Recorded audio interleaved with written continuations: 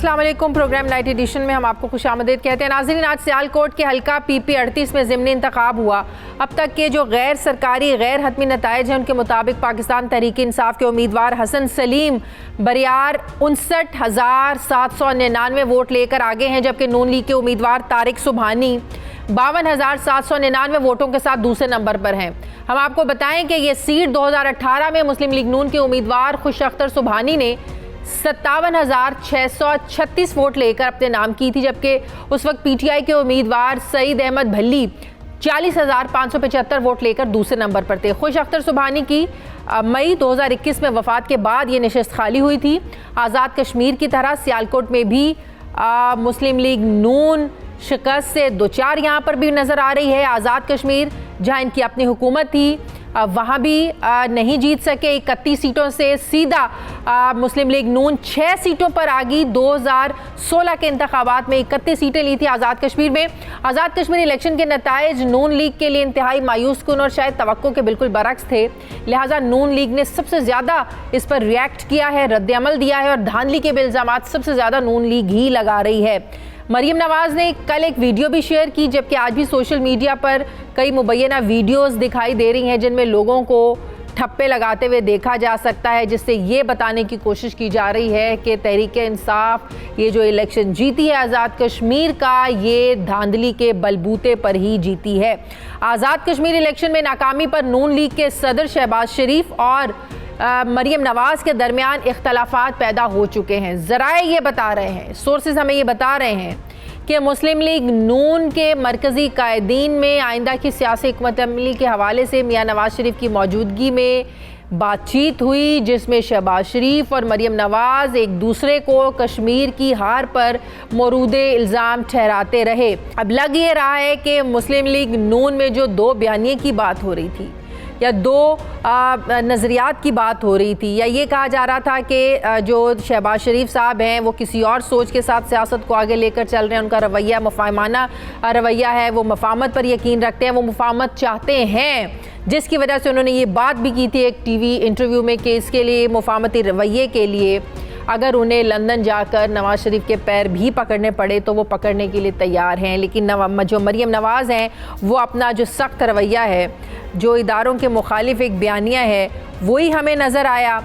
कश्मीर की जो election campaign थी वो इससे बिल्कुल नहीं हटी। इदारों पर इल्ज़ाम तराशी, इस हुकूमत पर कश्मीर को बेचने का इल्ज़ाम लगाया, और ये भी एक बहुत बड़ी वजह करार दी जा रही है कि मुस्लिम लीग नून ने बजाय इसके कि अपनी कारकर्दगी गिनवाते सारा फोकस इमरान खान पर इल्ज़ाम तराशी में ही लगाया। इसी में बात करने के लिए मुझे ज्वाइन कर रहे हैं सीनियर सहाफ़ी तज्ज़ियाकार मुजीबुर रहमान शामी साहब। अस्सलाम वालेकुम, बहुत बहुत शुक्रिया शामी साहब आपका। शामी साहब, आज सियालकोट का जो ज़िमनी इलेक्शन हुआ है, तहरीक इंसाफ कह रही है कि कश्मीर के बाद सियालकोट ने भी नून लीग का बयानिया दफन कर दिया है। आपको भी पता है 2018 के इलेक्शन में ये सीट नून लीग ने अपने नाम की थी। अब PTI का वोट बड़ा है शामी साहब, PTI ने उस वक्त वोट लिया था 40,575, आज PTI का वोट है तकरीबन 60,000। आपको क्या लगता है, नून लीग तो अपोजिशन तो हमेशा तनकीद करती है कि इन्होंने कोई कारकर्दगी नहीं दिखाई है, लोगों का इन पर एतमाद नहीं रहा, इन्होंने लोगों के लिए कुछ नहीं किया, तो ये किस चीज़ की तरफ इशारा है PTI का वोट बढ़ना शामी साहब? देखिए, सियासत कहीं मुंजमद नहीं होती, ये कोई लोहे की तरह खड़ी नहीं रहती। ये तो बर्फ और पानी का मामला है। पानी कभी बर्फ बन जाता है और बर्फ कभी पानी बन जाती है। और जाहिर है कि PTI ने मेहनत की है, अच्छा उम्मीदवार चुना है, उसके पास वसाइल भी थे और जोशो खरोश से काम किया है और उनको कामयाबी मिल गई है। और 40,000 वोट तो PTI ने यहाँ से लिए थे। हाँ। और चंद वोटों का ही फर्क होता है ना, चंद हजार वोटों से फतह और शिकस्त का फैसला होता है जी। कोई ऐसा तो नहीं होता कि एक के पास 0 हो और एक के पास हजारों आ जाए।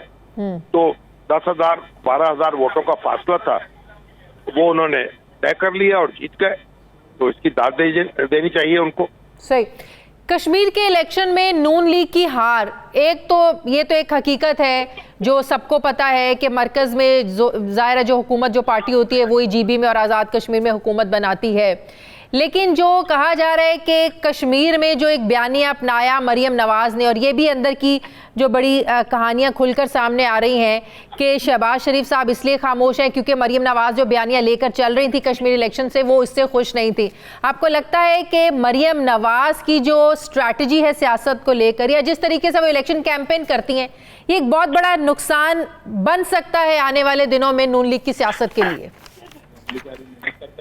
देखिए, मुस्लिम लीग नून ने 25% से कुछ ज्यादा वोट हासिल किए हैं आजाद कश्मीर में और पीटीआई को 32% के करीब वोट मिले हैं।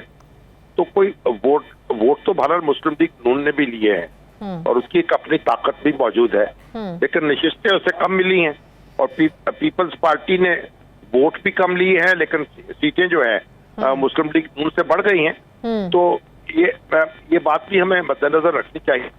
लेकिन एक बात बड़ी यानी इसमें अहम है कि मुस्लिम लीग नून को अपने दाखिली मामलात पे गौर करना होगा और सुई इख्तियार करनी होगी अपनी हिकमत अमली के एतबार से, नजरी बहसों से निकलना होगा। लेकिन जो प्रैक्टिकल पॉलिटिक्स है वो नजरी बहस है उसको मुतय्यन नहीं करती। तो अगर आप नजरी बहसों में उलझ के रह जाएं तो फिर जमीनी हकायक जो है बाज़ औक़ात उनसे सर्वे नजर कर देते हैं और उसका खमियाजा आपको भुगतना पड़ता है। तो मुस्लिम लीग नून के लिए भी वक्त आ गया है तो सारे मामलात पर गौर करे और इन सारे मामलात पर गौर करके एक पेज पर तभी इकट्ठा हुआ जा सकता है जब चचा और भतीजी एक पेज पर हों। तो ये तो कहीं से नहीं लग रहा कि शहबाज शरीफ साहब की तर्ज सियासत और है, मरियम नवाज साहबा की सोच और है। वो अच्छा क्राउड तो इकट्ठा कर लेती हैं, बड़े बड़े जलसे करने में कामयाब हो जाती हैं, लेकिन एंड द रिजल्ट जब हम देखते हैं तो वो वोट की सूरत में, अच्छे वोट की सूरत में नहीं निकलता। देखिए, हजूम की भी जरूरत होती है, लोगों का इज्तिमा होगा तो आपको आपकी ताकत का इज़हार होगा ना। हाँ। तो मरियम नवाज की अपनी कॉन्ट्रीब्यूशन है, लेकिन जो हिकमत अमली के एतबार से और जो काम तंजीमी तौर पर करना चाहिए उसकी अपनी अहमियत है। आप ये जो यानी सियासत जो है वो सिर्फ इस तरह नजरियात के सहारे तो नहीं चलती।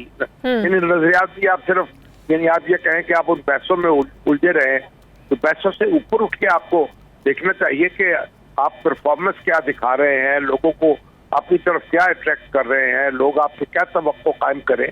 और मुस्लिम लीग नून ने जो पिछला इलेक्शन जीता था उसमें ये बात कही जा रही थी कि जो पंजाब की हुकूमत है उसकी परफॉर्मेंस का बड़ा दखल था और जो परफॉर्मेंस है हुकूमत की उसकी तरफ भी तवज्जो देनी चाहिए। और अगर उसको मौजू बनाया जाए तो जो मौजूदा हुकूमत की परफॉर्मेंस है उसमें बहुत कुछ बड़े सवालात उठते हैं। बिल्कुल आप ठीक कह रहे हैं, लेकिन दूसरी तरफ हकीकत यह है कि सिवाय सिंध के तहरीक इंसाफ पूरे मुल्क की जमात बन गई है। शामी साहब, अब उनका फोकस है सिंध की तरफ, सिंध के लिए बड़ी प्लानिंग हो रही है अगले इलेक्शंस के लिए। तो ये सवाल है मेरा आपसे कि क्या तहरीक इंसाफ, इमरान खान अपने तर्ज सियासत से पीपल्स पार्टी का वोट तोड़कर सिंध के अवाम को अपनी तरफ मतवज्जे करने में कामयाब हो सकते हैं? ये इमरान खान साहब की बड़ी लंबी स्ट्रगल है। कमोबेश 20 साल उन्होंने अपोजिशन की है, अपोजिशन की सियासत की है और एक इस लंबी स्ट्रगल के बाद उन्होंने पीटीआई को एक बड़ी ताकत बनाया है। तो अगर पीटीआई एक मुल्कगीर जमात के तौर पर आगे बढ़ती है और सिंध में अपनी जड़ें कायम करने की कोशिश करती है तो इसका खैर मकसद किया जाना चाहिए। जितनी जमातें मजबूत होंगी उतनी जमहूरियत मजबूत होगी। और हाँ, सिर्फ बात यह है कि आप फाउल प्ले न खेलें और आप रूल्स ऑफ द गेम जो है उनको ऑब्जर्व करते हुए एक दूसरे का मुकाबला करें, तो ये एक बड़ी खुश आइन बात होगी और इससे पाकिस्तानी जमहूरियत मजबूत होगी। बहुत बहुत शुक्रिया सीनियर सहाफ़ी तज्ज़ियाकार शामी साहब मेरे साथ हैं। मुझे ब्रेक लेनी है नाज़रीन, वापस आते हैं एक वक्फे के बाद।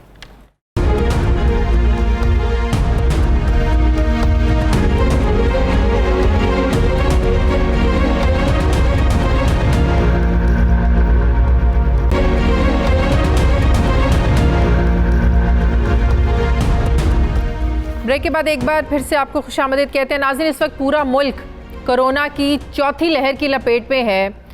डेल्टा वायरस तेज़ी से फैल रहा है। पाकिस्तान में जिस शहर में सूरत हाल इंतहाई ख़तरनाक हद तक पहुंच गई है वो है हमारा रोशनियों का शहर कराची, जहां जो मुस्बत केसेस की शरह है ये 26% से बढ़ चुकी है, जो कि अब तक रिकॉर्ड होने वाली सबसे बुलंदतरीन रेशो है।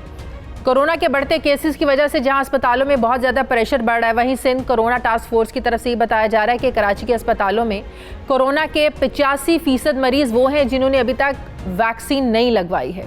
कोरोना वायरस के बढ़ते केसेस के तनाजुर में सिंध हुकूमत ने भी कोरोना SOPs पर अमल दरामद करवाने के लिए पाबंदियों को सख्त कर दिया है। इस वक्त सिंध भर में कारोबारी औकात जो है ये सुबह 6 से शाम 6 बजे तक कर दिए गए हैं। रेस्टोरेंट्स में इंडोर आउटडोर खाने पर पाबंदी है। सूबे भर में स्कूलों को 31 जुलाई तक बंद रखने का हुक्म दिया हुआ है।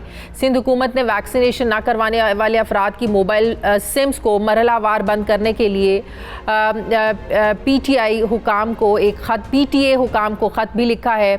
वफाकी इदारे NCOC ने भी सिंध हुकूमत को वफाक की तरफ से मुकम्मल ताउन की यकीन दहानी करवाई है। लेकिन दूसरी तरफ अगर कारोबारी हलकों की बात करें तो वो सिंध हुकूमत की नई पाबंदियों पर अपने तहफ़्फ़ुज़ात का भी इज़हार कर रहे हैं। ताजिर बिरादरी नई पाबंदियों पर एहतजाज कर रही है। इनका मौक़िफ़ है कि नई पाबंदियों के नतीजे में बेरोज़गारी की एक नई लहर आएगी, जिससे मुल्की मईशत को धचका पहुँचेगा।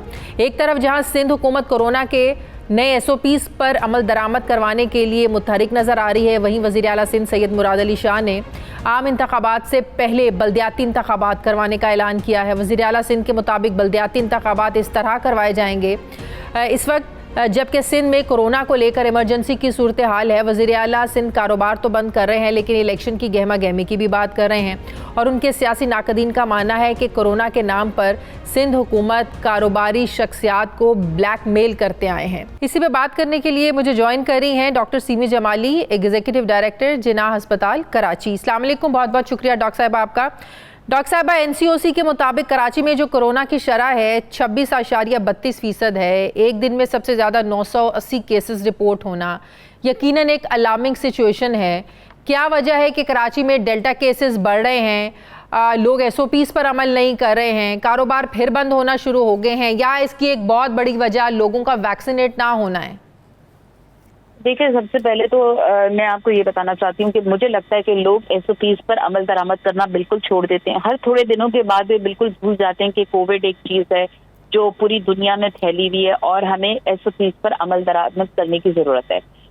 अनफॉर्चुनेटली हर दफ़ा कोई त्यौहार आ जाता है और हर दफ़ा कोई ऐसी चीज़ हो जाती है जिससे इज्तिमात होने लग जाते हैं, क्राउड कलेक्शन होने लग जाता है। लोग आम तौर पर डिसोबीडियंट हो गए हैं, वो समझते ही नहीं कि कोई चीज़ है कोरोना जैसी और ऐसा मोजी मर्ज जो कि आपको सांस लेने में इतनी दुश्वारी पैदा कर देता है और इसी से सांस के लिए तड़पते हुए लोग जो है अपनी जान दे देते हैं। तो मेरा ख्याल में लोगों को सबसे पहले तो SOPs को अमल करना चाहिए। अगर आप सोशल डिस्टेंस करेंगे, लोगों के साथ, आपको लगता है कि ये ईद गुजरने के बाद उसके ये नतायज सामने आ रहे हैं कि लोगों ने, इससे पहले से ही लोगों ने ये काम शुरू कर दिया था। उन्होंने बिल्कुल मास्क नहीं लगाते थे, बिल्कुल बाहर हर वक्त निकले रहते थे, बिला वजह घरों से निकलते रहते थे। मैं तो अभी थोड़े दिन पहले की बात आपको बता रही हूँ, ईद के अगले दिन इतनी पाबंदी लगाई थी, लेकिन अगर आप गुजर के देखते फेयर गार्डन एक कॉमन सी जगह है, उसमें ऐसा रश था कि लग रहा था कि अब वहां पर कोई जगह नहीं बची लोगों के आने की।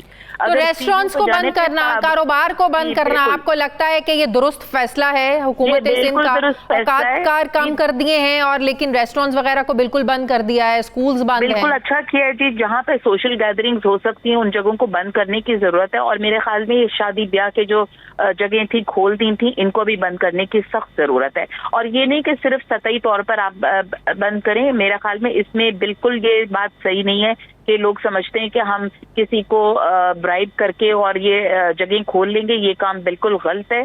इस वक्त जो है they need to take cognizance of the fact कि इस वक्त एक इमरजेंसी है, this is a national emergency. और मुझे ये पहले ही बात बिल्कुल ठीक है, लेकिन वैक्सीनेट करवाना भी लोगों के लिए बहुत ज्यादा जरूरी है। सिंध कोरोना टास्क फोर्स के रुकन है डॉक्टर सईद खान, वो कहते हैं कि कराची के हॉस्पिटल्स में जो कोरोना के 85% पेशेंट्स हैं उन्होंने अभी तक वैक्सीन ही नहीं लगवाई है। आपको नहीं लगता ये एक बहुत बड़ी वजह है, बहुत बड़ा फैक्टर है? नहीं, मैं आपको बताती हूँ, वैक्सीन जो है बहुत सारा पढ़ा लिखा तबका भी कराची में रहता है और मैं आपको एक बात बताऊं कि बहुत लोगों ने वैक्सीन लगाई है। हमारा एक ही अस्पताल है जिसमें वैक्सीनेशन सेंटर खुला रहता है और 4-4 हजार लोगों को हम एक दिन में वैक्सीनेट करें, इस सिर्फ एक सेंटर की बात बता रही हूँ। बाकी में तो जो एक्सपो सेंटर वगैरह है उसमें तो 24 घंटे शायद सेंटर खुला रहता है, तो उसमें बहुत ज्यादा और होते होंगे पेशेंट लोग वैक्सीनेट होते होंगे। लेकिन एक बात ये है कि आप SOPs पर आप जितना मर्जी कर लें, आप ICU खोल दें, HTUs खोल दें, अस्पताल पे अस्पताल बना लें, बेड्स पे बेड्स आप लगा दें, लेकिन जब तक आपने अमल दरामद ये जो इनके की फैक्टर्स हैं, अपनी हाइजीन को बेहतर नहीं किया, SOPs पर अमल दरामद नहीं किया और वैक्सीनेशन नहीं लगाई, हम किसी सूरत अपनी जान नहीं छुड़ा सकते इस बीमारी से। तो अब हमें बस यही 3 चीजें हैं जिस पर अमल दरामद करने की जरूरत है। और अगले 2 हफ्ते जो हैं बहुत क्रूशियल होंगे हमारे लिए, क्योंकि अभी तो शुरू हो रहा है, पीक आना शुरू हो रहा है। अगले 2 हफ्ते में ये पीक आएगी, तो उस वक्त से डरें, उस वक्त से, इसलिए ये लॉकडाउन इस वक्त लगाना जरूरी है। और अगर गवर्नमेंट ये करती है तो हम लोग बिल्कुल गवर्नमेंट के पीछे खड़े हैं इस बात के लिए कि यस, इस वक्त लोगों की जान बचाना बहुत ज्यादा जरूरी है। बिल्कुल सही। मरियम नवाज साहिबा का भी आज कोरोना पॉजिटिव आया है। लोग इस चीज को बिल्कुल भी सीरियस नहीं ले रहे हैं, बिल्कुल। तो हम दुआ करते हैं कि सब लोग जो है ना वो इससे सेहतयाब हों, और स्पेशली लोगों में ये अवेयरनेस आना बहुत ज़रूरी है कि वैक्सीन इस वक्त उन लोगों की जान के लिए कितनी ज़्यादा ज़रूरी है। किसी प्रोपेगेंडे का, हम तो यही हमेशा लोगों से अपील करते हैं, किसी भी साजिश का हिस्सा ना बने, किसी भी प्रोपेगेंडे का हिस्सा ना बने कि वैक्सीन से जो है ना आप लोगों की उम्र कम हो जाएगी या और इसके बहुत ज़्यादा इफेक्ट हो सकते हैं, नेगेटिव असरात हो सकते हैं। इस किस्म की किसी साजिश का आप लोग हिस्सा ना बने। बहुत बहुत शुक्रिया।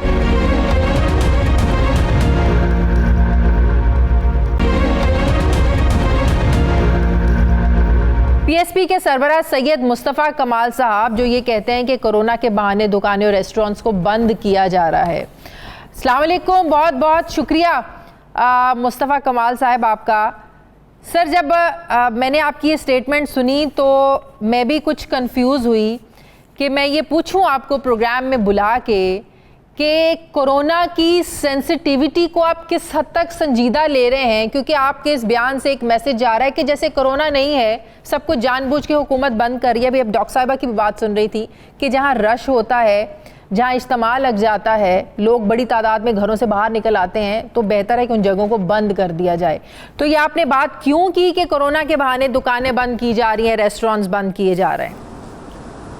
देखिए, कोरोना की सेंसिटिविटी का कोई भी इनकार नहीं कर रहा। मैंने जो बात की है वो बात सिंध हुकूमत के 13 साल की कारकर्दगी के तनाजुर में है। अच्छा, कोरोना से ही शुरू कर लेते हैं। ये जो अभी बकरीद और ईद गुजरी है, इस पर पुलिस वालों ने और SDM ने और कमिश्नरों ने अरबों रुपए कमाए हैं। क्या किया है उन्होंने? एक दुकान को आकर सील करते हैं, पूरी मार्केट से भत्ता वसूल करते हैं। सारे दुकान वाले जो है वो दुकान खोलने के लिए पैसे जमा करके जो है वो SDM को पैसे दे रहे हैं, कमिश्नर को पैसे दे रहे हैं, SHOs को पैसे दे रहे हैं। चांदनी हो गई इस कोरोना के नाम पर। आपको पता ही नहीं ना, कराची के लोगों को एक्चुअली लोग तो समझ रहे हैं कि बड़ी जबरदस्त हुकूमत चल रही है सब। और भाई आकर देखिए कि यहाँ पर जाती मुलाजमीन रखे, हुकूमत के सरकारी ओहदेदारों के नाम पर सिंध हुकूमत ने जाती मुलाजमीन रखे हुए, अपने पर्सनल पुलिस जो उनकी पर्सनल मुलाजिम है, और SDM उनका पर्सनल मुलाजिम है, कमिश्नर उनका पर्सनल मुलाजिम है। वो आकर इस कोरोना के नाम पर एक दुकानदार को लेकर जाता है, पूरी मार्केट से उसके पास वसूल करके पैसे आते हैं। ये है इशू। और फिर पहले दिन से कह रहा हूं कि ये जो आप जो शादियाने बजा रहे हैं, अपने आप को मेडल देते हैं ना कि हमने बड़ा स्मार्ट लॉकडाउन और माइक्रो लॉकडाउन, पहले दिन से बोल रहा हूं कि बाबा खुदा का शुक्र अदा करो, कोरोना अभी तुम्हारे पाकिस्तान में आया नहीं है। अगर कोरोना जिस दिन पाकिस्तान में आ गया ना, तो सारे स्मार्ट लॉकडाउन वगैरह सारे आपके ना धरे के धरे। आपने किया क्या है? 2 साल से वजीर आजम और वजीर आला एक पेज पर नहीं है। वफाकी हुकूमत कुछ कहती है,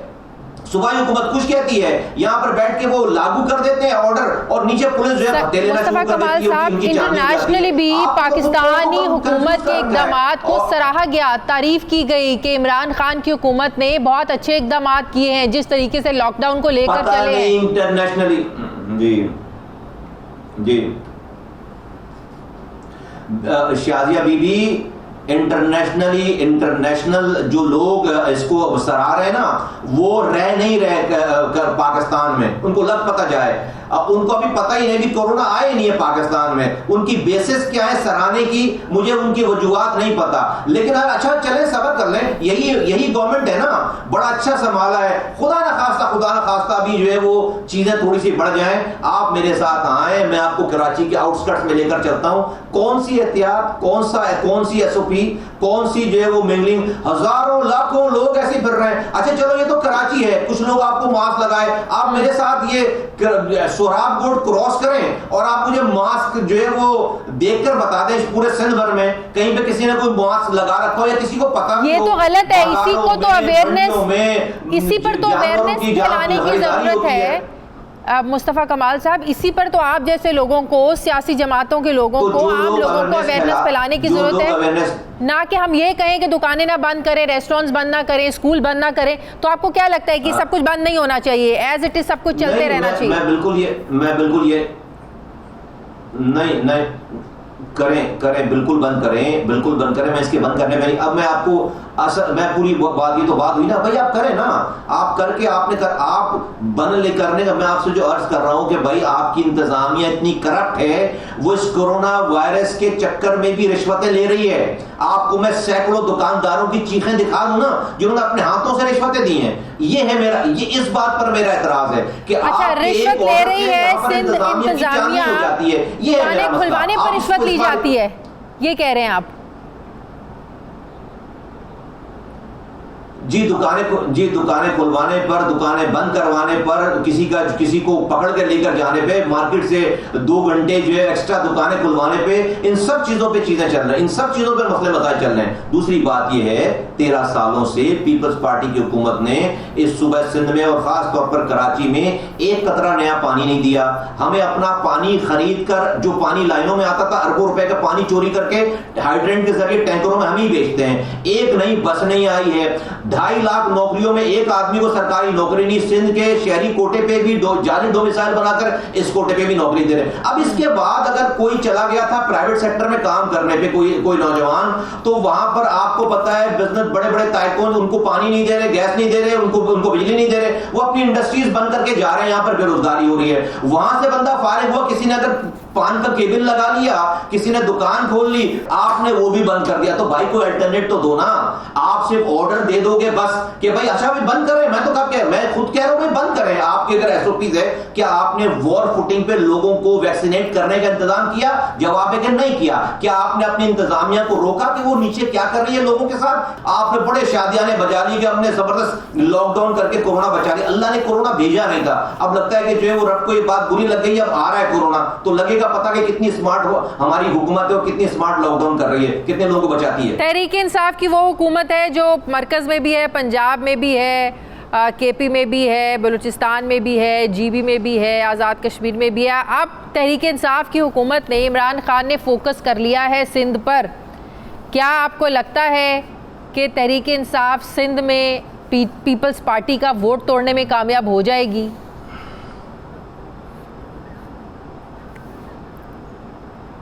देखिए इस 3 साल में पीटीआई की हुकूमत ने जहां जहां अपने नाम बताए हैं, पंजाब और गिलगित बल्तिस्तान और जो कश्मीर भी हो गया और खैबर पख्तूनख्वा भी हो गया और जो है वो बलूचिस्तान हो गया, तो वहां पर दूध की नहरें बह गई हैं सारी।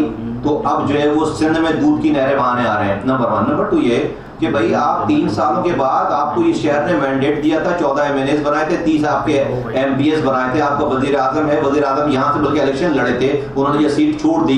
पहले तो होता था कि वजीर आजम कराची से, अब वजीर आजम मियांवाली से हो गया है। तो वो जो है वो आपने ये सीट छोड़ दी, उसके बाद आपने गवर्नर बना लिया। 3 सालों में आपने किया क्या है? ये सब फ्रॉड है, मैं आपको बता रहा हूँ। इस पीटीआई की हुकूमत, इस पीपल्स पार्टी की हुकूमत को के आगे खड़ी ही नहीं हो सकती, क्योंकि इनके पास नंबर ही नहीं है। जरदारी साहब को ये नाराज कर नहीं सकते, क्योंकि आज जरदारी साहब जाकर नवाज शरीफ साहब के साथ खड़े हो जाएंगे तो 1 मिनट में हुकूमत गिरा देंगे। इस हुकूमत के पास नंबर ही नहीं है। ये इमरान खान साहब को बहुत अच्छी तरीके से पता है। ये लोगों के लिए आई वॉश करते हैं टीवी पे आकर। आप मुझे प्रैक्टिकली बताइए, एक कदम बताएं जो कि पीटीआई की हुकूमत ने सिंध के हुकूमत की गलत चीजों को रोकने की कोशिश की हो। एक भी नहीं, सिर्फ मुंह से फायर करते हैं तमाम लोगों की कंजम्पशन के लिए, और हमें गिरवी रख दिया सिंध हुकूमत के हाथों में। सिंध को को, सिंध के लोगों को, खासतौर पर शहरी इलाकों के लोगों को, हमें जरदारी साहब के हाथों, पीपल्स पार्टी के हाथों गिरवी रख दिया गया। इमरान खान की हुकूमत को चलाने का तावान जो है ना, वो कराची के लोग खुद मुख्तार हैं, विफाक इंटरफेयर करे तो आप विफाक कैसे इंटरफेयर कर सकता है? बहुत सारे मामलात में तो आप सूबे खुद मुख्तार हैं। अच्छा शादी मेरी यार सुन लें फिर अब।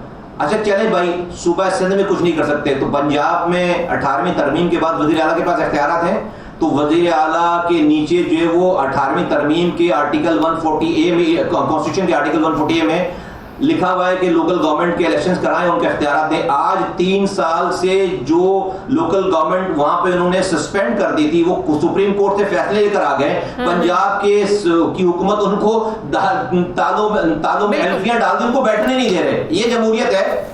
ये पंजाब में उन्होंने डिवॉल्व कर दिया सारा, खैबर पख्तूनख्वा में इलेक्शन करा दिए, बलूचिस्तान में इलेक्शन करा दिए। और अच्छा चीज 18वीं तरमीम के बाद ही आपने सूबे सिंध के कराची शहर में पानी के 4 का प्रोजेक्ट वफाक ने ले लिया था 3 साल पहले, वो ग्रीन लाइन का प्रोजेक्ट वफाक ने ले लिया था। 100% 200 बसें आनी है ग्रीन लाइन में, वो बस आप नहीं लेकर आए। 1 इंच काम नहीं हुआ है 3 सालों में K4 की मद में। पिछले 15 साल पुराना प्रोजेक्ट है, तो ये डायरेक्ट वफाक की जिम्मेदारी। और फिर अगर सब कुछ जो है वो सूबा सिंध की हुकूमत आने के बाद ही करना था, तो इलेक्शन कैंपेन में बतानी थी ना ये बात कि जब तक हमारा वजीर आला नहीं बनेगा हमसे कचरा उठाने का नहीं बोलना यहाँ पे। ठीक है, बहुत बहुत शुक्रिया। अब PSP के सरबराह सैयद मुस्तफ़ा कमाल साहब मेरे साथ हैं। मुझे ब्रेक लेने नाज़रीन वापस आते हैं छोटे से वक्फे के बाद।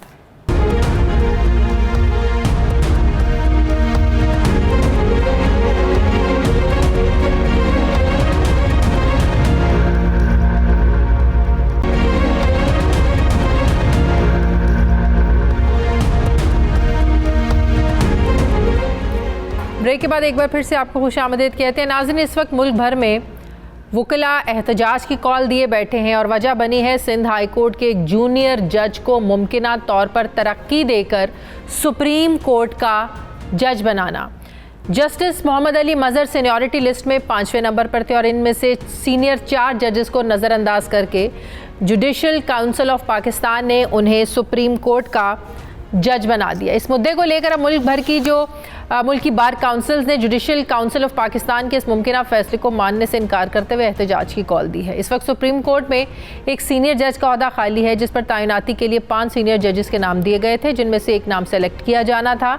इन जजेस की फहरिस्त में chief justice Ahmed Ali Sheikh, justice Irfan Saadat, justice Aqeel Ahmed Abbasi, justice Syed Hassan Azhar और जस्टिस मोहम्मद अली मज़हर शामिल हैं। बार काउंसिल जिसे मेरिट के खिलाफ तैनाती करार दे रहे हैं। हालांकि 13 जुलाई को जुडिशल काउंसिल ऑफ पाकिस्तान ने अपने आखिरी इजलास में बलूचिस्तान हाई कोर्ट के चीफ जस्टिस जमाल खान मंदोखेल की सुप्रीम कोर्ट में तैनाती की सिफारिश की थी, जबकि तैनाती के लिए मोस्ट जूनियर जज मोहम्मद अली मज़हर का नाम फाइनल किया गया, जिस पर मुल्क भर के वकला सरापा एहतजाज बने हुए हैं। वकला तंजीमों का ये मानना है कि अल जिहाद ट्रस्ट मुकदमे में सुप्रीम कोर्ट ने जजिस की सीनियरिटी का मामला तय कर दिया था, जिसके बावजूद इस किस्म का फैसला हुआ जो उन्हें काबिल कबूल नहीं है। दूसरी तरफ अमरीकी महकमा खारजा ने पाकिस्तान की अदलिया पर नहायत मनफी और हक़ाइक़ के खिलाफ एक रिपोर्ट जारी की है।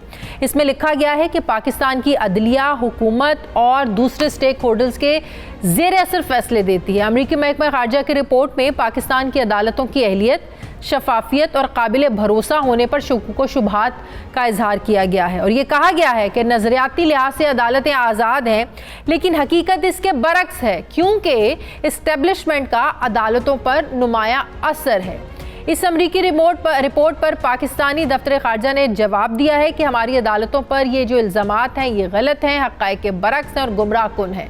तर्जुमान दफ्तर खारजा जाहिद हफीज़ चौधरी ने यह वाज़ेह किया है कि पाकिस्तान में अदलिया आज़ाद और आइन और कानून के मुताबिक काम कर रही है। उनका ये कहना था कि मुतहरिक जमहूरियत की हैसियत से हुकूमत पाकिस्तान रियासती इंतज़ामिया, असम्बली और अदलिया के इख्तियारात की अलहदगी पर यकीन रखती है और पाकिस्तान की अदलिया पर किसी किस्म के दबाव का सवाल ही पैदा नहीं होता। मैं बात करूंगी, मुझे ज्वाइन कर रहे हैं माहिर कानून सेनेटर बैरिस्टर अली ज़फ़र साहब। अस्सलाम वालेकुम, बहुत बहुत शुक्रिया अली ज़फ़र साहब आपका। अली ज़फ़र साहब, जो वकला एहतजाज की कॉल दे रहे हैं और कह रहे हैं कि जो तैनाती हुई है ये मेरिट के खिलाफ हुई है, क्या हाई कोर्ट के किसी भी जज को सुप्रीम कोर्ट में भेजा जा सकता है या वाकई इसमें भी मेरिट और सीनियरिटी को मद्देनजर रखा जाना ज़रूरी है, जो बात वकला कर रहे हैं?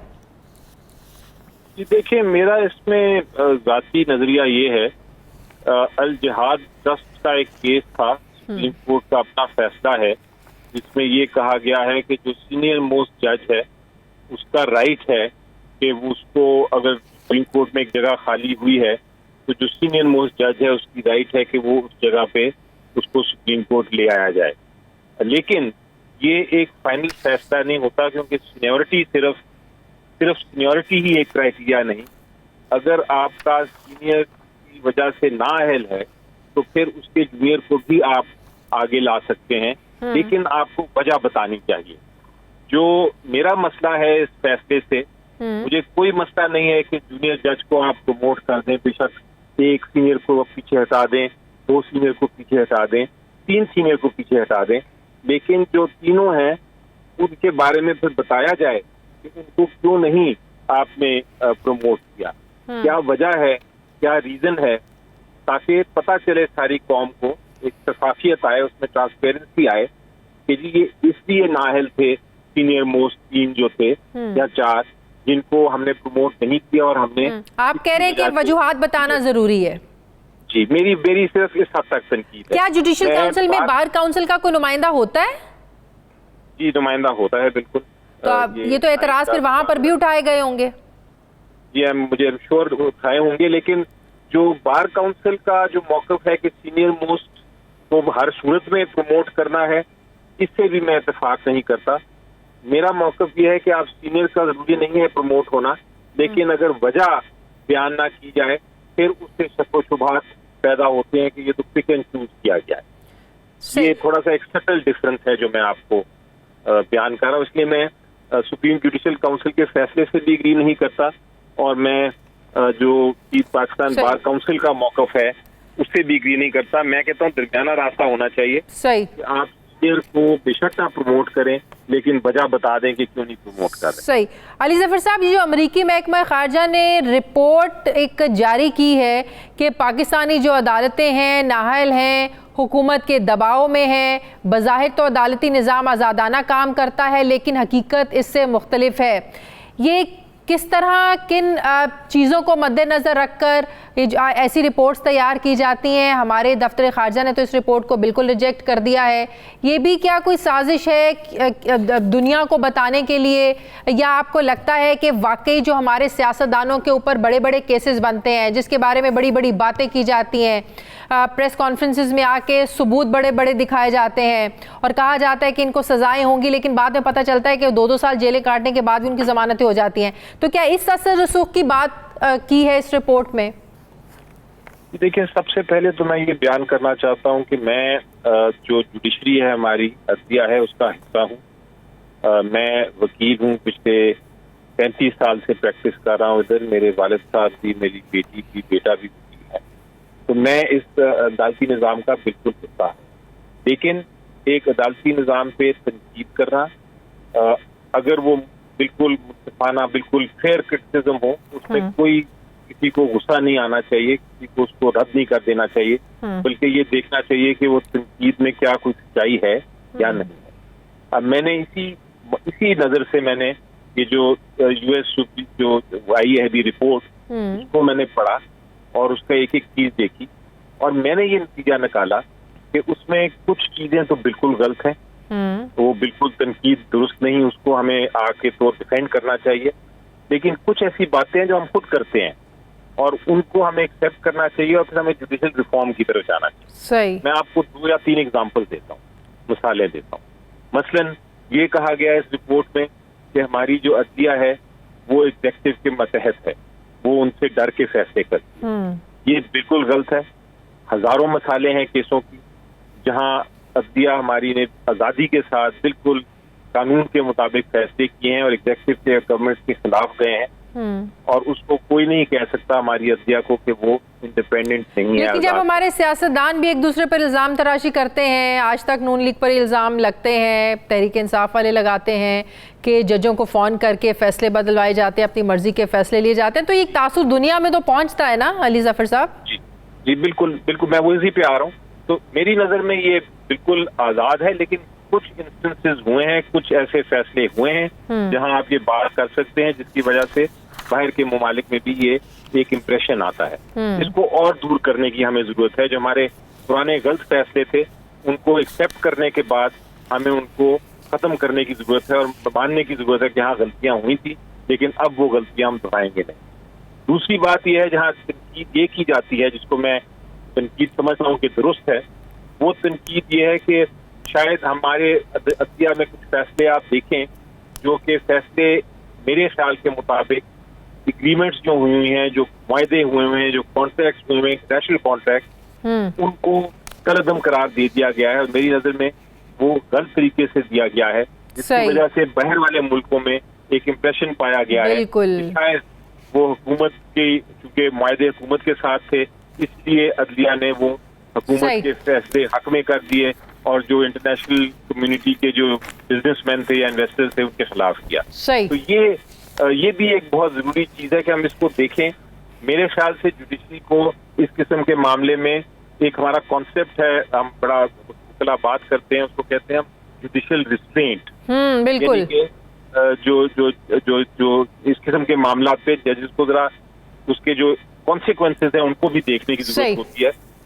बहुत बहुत शुक्रिया माहिर कानून सेनेटर बैरिस्टर अली जफर साहब मेरे साथ हैं। नाज़रीन, इस वक्त अफगानिस्तान से अमरीकी फ़ौजों का इस उजलत में निकलना और तालिबान का अपनी ताकत के ज़ोर पर वहाँ पर काबिज़ होना सिर्फ अफगानिस्तान के लिए ही नहीं बल्कि ख़ित्ते के तमाम ममालिक के लिए एक गैर यकीनी की सूरत हाल पैदा कर गया है। 20 साल पहले अमेरिका जब 9/11 के बाद वॉर ऑन टेरर के लिए अफगानिस्तान में उतरा, तब से ही पाकिस्तान किसी न किसी तरह से इस जंग का हिस्सा रहा है। बल्कि अब जब अफगान अमन की बात हुई तो पाकिस्तान ने अमेरिका और तालिबान में मुज़ाकरात करवाने में बड़ा अहम रोल प्ले किया, लेकिन वज़ीर आज़म पाकिस्तान इमरान खान अमेरिका की इस तरह अफगानिस्तान से फ़ौज निकालने की हिकमत अमली से हरगिज़ मुतमईन नहीं है, बल्कि मौजूदा सूरत हाल को खाना जंगी जैसी सूरत हाल करार दे रहे हैं। वज़ीर आज़म पाकिस्तान ने एक अमरीकी चैनल को इंटरव्यू में वाज़ेह किया है कि अमेरिका ने अफगानिस्तान में सब कुछ गड़बड़ कर दिया है, अमेरिका इसका फ़ौजी हल तलाश करता रहा, जबकि ऐसा कुछ नहीं था, फ़ौजी हल इसका सलूशन नहीं था। वज़ीर आज़म ने वजह बयान करते हुए कहा कि जब अमेरिका ने इस मसले का हल जंग की बजाय मुज़ाकरात के ज़रिए करना चाहा तब बहुत देर हो चुकी थी। जब 1.5 लाख नेटो फ़ौजी अफ़गानिस्तान में मौजूद थे तो वो मौका था कि इसका सियासी हल तलाश किया जाता, मगर जब 10,000 नेटो फ़ौजी अफ़गानिस्तान में रह गए तो इस वक्त अमेरिका ने अफ़गानिस्तान से निकलने की तारीख दे दी, जो अफ़गान तालिबान के नज़दीक उनकी बहुत बड़ी फ़तह थी, जिस वजह से अब तालिबान को सियासी हल पर मजबूर करना इंतहाई मुश्किल है। अमेरिका पाकिस्तान ताल्लुकात पर एक सवाल के जवाब में वज़ीर आज़म इमरान खान ने कहा कि अमेरिका के साथ रिश्ता लेन देन का था माजी में, जिसमें पाकिस्तान को किराए के कातिल के तौर पर इस्तेमाल किया गया। पाकिस्तान में ये तासुर है कि हमने अमेरिका की जंग लड़ी, इसके नतीजे में जितना मुआशी नुकसान उठाया इसके बदले में हमें बहुत कम इमदाद दी गई और हम पर इल्ज़ाम तराशियाँ भी की गई। ताहम अब पाकिस्तान की पोजीशन वाज़ेह है कि हम तालिबान को मुज़ाकरात की मेज़ पर लाने के लिए आपकी मदद करते रहे हैं, लेकिन अगर वहाँ खाना जंगी हुई तो हम फंस जाएंगे और दहशत गर्दी शुरू हो जाएगी, जो हम नहीं चाहते। पाकिस्तान जहाँ अफगानिस्तान में एक स्टेक होल्डर रहा है, इसके खिलाफ दुश्मन साजिशें भी अपने अरूज पर रही हैं। कल-ए-दम तहरीक तालिबान पाकिस्तान की तरफ से भी बहुत कार्रवाइयां हुई हैं, जिसमें टीटीपी के ग्रुप के सरबरा नूर वली महसूद ने एक अमरीकी चैनल CNN को इंटरव्यू देते हुए कहा है कि हमारी जंग पाकिस्तान और पाकिस्तान के सिक्योरिटी इदारों से, हम चाहते हैं कि पाकिस्तान के कबायली इलाका जात का कंट्रोल हासिल करके इन्हें आज़ाद करवाएं। एक सवाल के जवाब में नूर वली महसूद ने कहा कि अब ये वक्त वाज़े करेगा कि अफ़गान तालिबान की कामयाबी का हमें कोई फ़ायदा होगा या नहीं होगा, इसका वक्त फैसला करेगा। अफ़गान तालिबान और TTP के दरमियान सुलह को लेकर अक़वाम मुत्तहिदा की एक रिपोर्ट भी सामने आ चुकी है, जिसमें माहिरीन का कहना है कि इस रिपोर्ट में कोई सच्चाई नहीं है, बल्कि ये रिपोर्ट अफ़गान सरकारी फोर्सेस से मिलकर बनाई गई है, जिसमें अफ़गान तालिबान के ज़मीनी हक़ाइक़ को बिल्कुल नज़रअंदाज किया गया है। इसी पर बात करने के लिए मुझे ज्वाइन कर रहे हैं दिफाई तज्ज़ियाकार जनरल रिटायर्ड अमजद शुएब साहब। अस्सलाम वालेकुम जनरल साहब। वालेकुम अस्सलाम। जनरल साहब, अमरीकी वज़ीर ख़ारजा जो अब ये बात कर रहे हैं कि तालिबान बज़ौर ताकत अफ़गानिस्तान में इक़्तिदार पर काबिज़ हुए तो अफ़गानिस्तान तनहा रह जाएगा। बात यह है कि आज निकलने के बाद मेज़ पर तनाज़ात को पुरअमन अंदाज से बात करने को अमेरिका जो है वो तरजीह दे रहा है। प्राइम मिनिस्टर ने भी कल ये बात की कि भाई जब आपके 1.5 लाख नेटो फौजी वहाँ पर थे तो एक बड़ा अच्छा मौका था बारगेन करने का, सियासी हल को तलाश करने का, लेकिन अब जब फौजी आपके निकल चुके हैं, तालिबान काबिज़ हो रहे हैं, जिसको अपनी वो फतह कह रहे हैं, तो ऐसे में सर आपको लग रहा है कि कोई सियासी हल इसका निकल सकता है इस सिचुएशन में? देखिए, पहले शादिया जो बड़ी सीधी सी बात है वो ये है कि अमेरिकन चूंकि इस काम में मुखलिस नहीं है, लिहाजा ये सियासी हल निकालना बहुत मुश्किल होगा। आप यूं देख लीजिए कि जब वो वहां थे तो उस जमाने में भी यही हुआ कि इन्होंने एग्रीमेंट साइन तो कर लिया तालिबान के साथ, लेकिन इम्प्लीमेंटेशन उन्होंने करवानी थी अशरफ गनी के जरिए, जिसको वो कहते हैं कि हम तो हर कदम पे उसको साथ रखते रहे। तो वो जो कैदी छोड़ने थे अशरफ गनी ने अपनी मर्जी से कह दिया कि जी हम छोड़ रहे हैं, हम तो छोड़ेंगे। वो अपना वक्त दिया, 5 महीने वो ज़ाया किए। अब भी वो अपनी मर्जी का हल तोपना चाहता है। अब जो सदर है वहां पे, जो मरहूम मन्नत है अमेरिका की मदद का, जो टुकड़ों पे उनके पल रहा है, अगर उसके ऊपर अमेरिका अपना इन्फ्लुएंस नहीं इस्तेमाल कर सकता कि उसको वो कहे कि भाई तालिबान कल को काबज हो गए तो हम तुम्हारी मदद नहीं कर सकेंगे, बेहतर ये है कि आज गिव एंड टेक करो उनके साथ। बिल्कुल। ना पहले उन्होंने उनको मजबूर किया, ना आज उनको कर रहा है। पाकिस्तान को डूमोर के जी आप तालिबान को और प्रेशराइज करें। तालिबान को कहा कि जनाब आप ताकत के बलबूते पे लेंगे तो आपको ये नहीं, भाई ताकत के बलबूते तो वो क्या 2 साल बैठे रहे तालिबान पे? आप क्यों नहीं दूसरी साइड को कहते कि भाई वक्त हाथ से निकल रहा है, तुम भी बैठो जाके बात करो उनके साथ, कोई हल निकालो। अशरफ गनी अगर अपने मुंह से ये कह दे कि जी मैं ही सदर हूँ और तालिबान को वो काबिल कबूल नहीं है, तो बात कैसे शुरू होगी? अशरफ गनी को ये सोचना चाहिए कि उसकी अपनी सदारत ज्यादा अहम है या उसके मुल्क का अमन अहम है। बिल्कुल। अगर एक इतना खुदगर्ज इंसान उधर बैठा। जनरल साहब, ऐसे में जब अक़वाम मुत्तहिदा रिपोर्ट देता है कि टीटीबी और अफगान तालिबान एक पेज पर है, इनके ताल्लुकात बहाल हो गए हैं, इनके ताल्लुकात बरकरार हैं, ये भी कोई एक प्रोपेगेंडा है, साजिश है? ये झूठ बोलते हैं, ये सब ये अमेरिका की मेरी भगत है जिसकी वजह से आपको सारी चीजें नजर आएंगी। आप सोचिए 20 साल बाद आज पहली दफा आपने 2 दिन 4 दिन पहले दफा देखा कि CNN पे वो पाकिस्तानी तालिबान वो जो नूर वली महसूद उसका इंटरव्यू कराया, उसको चैनल पे एयर टाइम लेके दिया, कभी पहले हुआ था? सही। अब इन हालात में पाकिस्तान, मैं तो बड़ा हैरान होता हूँ कि हमने ये एक्टिवेट क्यों नहीं किया। पाकिस्तान, चाइना, रशिया और ईरान, इनको मिलना चाहिए। जब तक ये मिलके काम नहीं करेंगे, अकेले के लिए ये सारे मार खा जाएंगे। रशिया को भी खतरा है, वहां से रशिया से 3-4 हजार लोग उनके यहाँ से रशिया से निकल के गए, दागिस्तान से गए, चेचनिया से गए। ये ब्लॉक अगर एक बनता है, ये सब ममालिक बनते हैं, मिलते हैं, तो आपको लगता है कि अमेरिका इसको है ना जो कबूल करेगा? अमेरिका ना करे। देखें, आपकी सिक्योरिटी जो है वो खतरे पे है। इसी तरह चाइना को, तालिबान जो है वो हर मुल्क में जा जाके अलग, आप चाइना में गए हुए हैं, वो सिर्फ यकीन दहानी कराने जा रहे हैं कि जनाब अगर हमें हुक्मरान मान लोगे तो आप यकीन रखें हम अपनी सरजमीन से आपके खिलाफ कोई ऐसी कार्रवाई नहीं करेंगे। बहुत बहुत शुक्रिया तज्ज़ियाकार जनरल रिटायर्ड शुएब साहब मेरे साथ। नाज़रीन, हमारे प्रोग्राम का वक्त खत्म हो गया। फीडबैक ज़रूर दीजिएगा, अपना ख्याल रखिएगा। मुझे इजाज़त दीजिए, अल्लाह हाफ़िज़।